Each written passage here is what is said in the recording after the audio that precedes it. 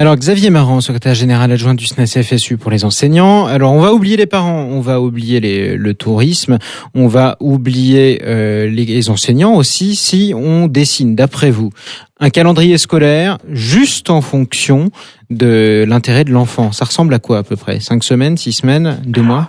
Ah non, le calendrier scolaire en fonction de l'intérêt des enfants, pour nous, il est assez simple. C'est 7 semaines de cours, 15 jours de congé, ça pour couvrir les 36 semaines de l'année scolaire.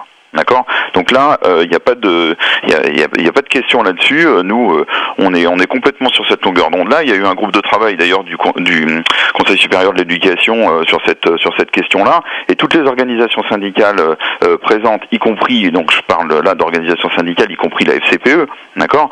On est tous tombés d'accord sur le fait que le rythme 7-2, c'était le rythme le meilleur qui puisse. C'est l'optimum, quoi. Faut tendre vers ça. Donc faut tendre vers ça. Et puis après, de toute manière, l'année scolaire, elle se déroule sur 36 semaines. Ce qui reste de semaines quand on a fait l'alternance 7 semaines, 15 jours, c'est les congés d'été. Après, moi je maintiens avoir 2 mois de congés d'été pour les enfants.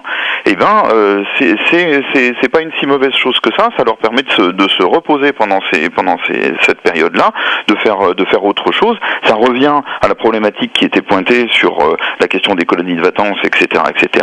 Mais ça c'est des éléments qui sont importants et qu'il faut développer. Après, quand même un élément sur la question des congés des profs, parce que c'est aussi un élément qui est pointé du doigt. Si cette dimension-là du métier d'enseignant était si attractive que ça, on n'aurait pas la crise de recrutement qu'on connaît actuellement. Donc là-dessus, je pense qu'il faut être, quand on regarde un métier, il faut le regarder globalement. Il y a des avantages, il y a des inconvénients. Alors oui, effectivement, on n'a pas les 5 semaines de congés payés que peuvent avoir les ouvriers. Ça, c'est clair. On a d'autres congés. En même temps, n'oublions pas que les enseignants, je l'ai dit tout à l'heure, ils travaillent aussi pendant les congés des élèves.